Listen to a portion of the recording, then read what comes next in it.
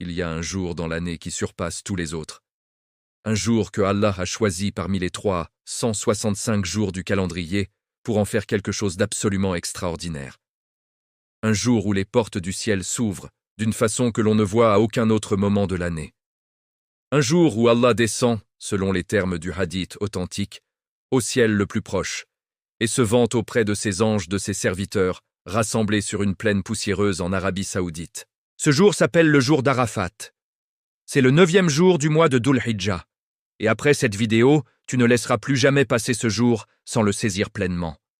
Commençons par comprendre pourquoi ce jour est si particulier. Le prophète a dit dans un hadith authentique rapporté par Muslim, « Il n'y a pas de jour où Allah libère plus de ses serviteurs du feu que le jour d'Arafat. » Relis cette phrase. Pas de jour dans toute l'année, pas de nuit de Qadr pour les libérations du feu. C'est le jour d'Arafat, le jour où la miséricorde d'Allah se déverse sur ses créatures avec une intensité que nos esprits humains ne peuvent pas vraiment mesurer. Des millions et des millions d'âmes libérées du feu en un seul jour. Et toi, où que tu sois dans le monde, en Europe, en Amérique, en Asie, tu peux bénéficier de cette miséricorde sans avoir mis un pied à la Mecque. Parlons d'abord de ce qui se passe ce jour-là pour les pèlerins sur place. Arafat est une plaine à environ 20 km à l'est de la Mecque. Elle est vaste, aride, poussiéreuse. Il n'y a pas grand-chose à y voir d'un point de vue touristique. Pas de monuments extraordinaires, pas d'architecture remarquable, juste une plaine ouverte, un monticule appelé Jabal al-Rahma, la montagne de la miséricorde, et des millions de pèlerins vêtus de blanc, debout, assis, les mains levées, les larmes coulant sur leurs visages. Cette station s'appelle le Woukouf, et le prophète a dit une phrase qui résume tout. Le Hajj, c'est Arafat, pas les 7 tours du Tawaf, pas le sa'i entre Safa et Marwa, pas le sacrifice. Arafat. Si tu rates la station d'Arafat, ton Hajj est invalide. C'est le cœur, l'âme, le moment central de tout le pèlerinage. Pourquoi cette plaine? Pourquoi cet endroit précis? Il y a une dimension historique et spirituelle fascinante. C'est sur cette plaine, ou dans ses environs, selon les traditions islamiques, qu'Adam et Ève se sont retrouvés après avoir quitté le paradis et avoir été séparés sur terre. Le nom Arafat vient du mot arabe qui signifie « reconnaître »,« se connaître ». C'est là qu'Adam a reconnu Ève. C'est là que les deux ont été réunis après une longue séparation. Et c'est là que Allah a accepté leur repentir. Arafat est donc depuis l'origine de l'humanité le lieu du retour, de la réconciliation, du pardon. Et le Hajj perpétue chaque année ce moment fondateur de l'histoire humaine. Maintenant parlons de ce que les pèlerins vivent réellement ce jour-là. Quiconque a eu la chance de faire le Hajj te dira que la station d'Arafat est le moment le plus intense, le plus bouleversant, le plus transformateur de tout le pèlerinage. Des millions de personnes venues des 4 coins du monde, toutes vêtues du même ihram blanc, toutes égales devant Allah, riches et pauvres, rois et sujets, docteurs et analphabètes, debout ensemble dans une même supplication. Il n'y a pas d'autre moment sur Terre qui ressemble à ça. L'ONU ne produit pas une telle unité. Aucune organisation mondiale n'est capable de rassembler des millions d'êtres humains dans une humilité aussi totale et sincère. C'est Allah seul qui peut faire ça. Des témoignages de pèlerins reviennent systématiquement sur une même réalité. Quand ils lèvent les mains en dua à Arafat, ils sentent quelque chose d'inexplicable. Une certitude, une présence, une conviction profonde que leurs supplications sont entendues. Plusieurs décrivent des larmes qui coulent sans qu'ils les contrôlent, des fardeaux qui s'allègent, des blessures intérieures vieilles, de décennies qui se dissolvent dans cet après-midi de supplication. Ce n'est pas de l'imagination collective. C'est la réalité spirituelle d'un lieu et d'un moment que Allah a sanctifié. Mais voici ce qui est peut-être le plus beau dans tout ça pour nous, les musulmans qui ne font pas le Hajj cette année. Le jour d'Arafat n'appartient pas exclusivement aux pèlerins. Sa grâce se répand sur toute la communauté musulmane mondiale. Le prophète a institué pour ceux qui ne font pas le Hajj un acte particulier ce jour-là. Le jeûne. Jeûner le jour d'Arafat, le 9e jour de Dhul Hijjah, est l'un des actes les plus recommandés de tout le calendrier islamique. Et la récompense que le prophète lui a attachée est stupéfiante. Il a dit que le jeûne du jour d'Arafat expie les péchés de l'année précédente et de l'année suivante. 2 années de péchés effacées par un seul jour de jeûne.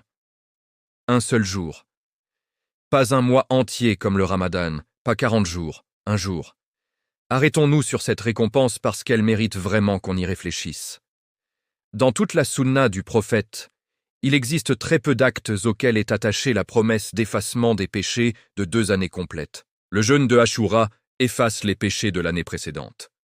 Le jeûne d'Arafat efface les péchés de l'année précédente, de l'année suivante. Allah, dans sa miséricorde infinie, offre à ses serviteurs une opportunité annuelle de repartir avec un bilan quasiment vierge, pas parce qu'ils sont parfaits, pas parce qu'ils méritent objectivement cette générosité, mais parce que Allah est Al-Ghaffar, le grand pardonneur, et que sa miséricorde précède et surpasse sa rigueur. Il y a une dimension du jour d'Arafat que très peu de gens mentionnent et qui est pourtant fondamentale. C'est le jour où Allah a complété la religion islamique. C'est sur la plaine d'Arafat, lors du Hajj de l'an 10 de l'Hégire, que le prophète a prononcé son dernier sermon, le discours d'adieu. Et c'est ce jour-là qu'est descendu le verset que tout musulman devrait porter dans son cœur. Aujourd'hui, j'ai parachevé votre religion, j'ai complété ma grâce sur vous, et j'ai agréé l'islam comme religion pour vous. Surat Al-Maïda, verset 3.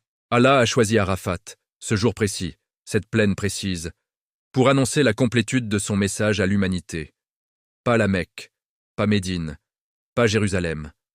Arafat, la plaine du retour, de la reconnaissance, du pardon. Parlons maintenant de comment tu peux maximiser ce jour si tu n'es pas en pèlerinage. La première chose est le jeûne. Si ta santé te le permet, jeûne ce jour-là. Pas par obligation, mais par un choix conscient et joyeux. Tu sais maintenant ce que ce jeûne représente. 2 années de péché effacées. C'est une opportunité que beaucoup d'entre nous ne réalisent pas à sa juste valeur. La deuxième chose est la dua. Le jour d'Arafat est le meilleur jour de l'année pour supplier Allah. Le prophète a dit que la meilleure dua est la dua du jour d'Arafat. Et la meilleure chose qu'il disait ce jour-là était « La ilaha illallah wahdahu la sharika lah, lahul mulku wa lahul hamdu wa huwa ala kulli shay'in qadir » Ibad associé à Allah. À lui appartient le règne et la louange. Il est puissant sur toute chose.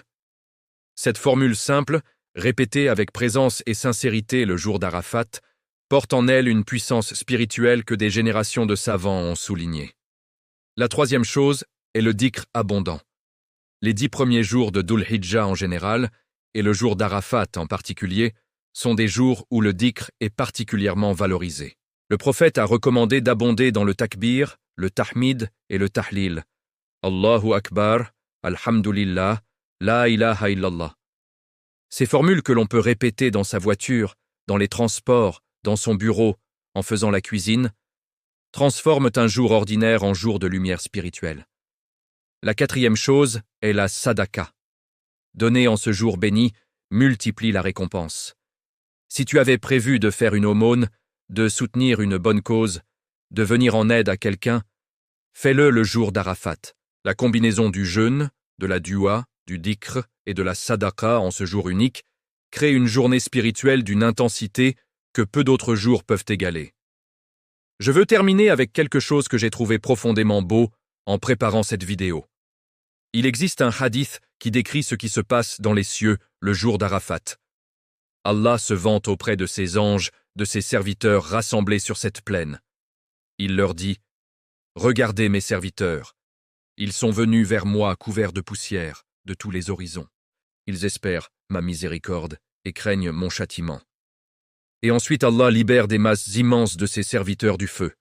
Le mot arabe utilisé dans le hadith est « yubahi ». Il se vante, il est fier. Allah qui est Al-Akbar, le plus grand, qui n'a besoin d'aucun de ses serviteurs, qui est autosuffisant et parfait, est fier de toi ce jour-là, fier de ta présence, fier de ta supplication, fier du fait que tu aies choisi de jeûner, de te souvenir de lui tendre la main. Cette image devrait te suivre pour le reste de ta vie. Le jour d'Arafat n'est pas une obligation, c'est une invitation divine annuel, renouvelé chaque année avec la même générosité et la même miséricorde. Et Allah attend de voir si tu vas répondre.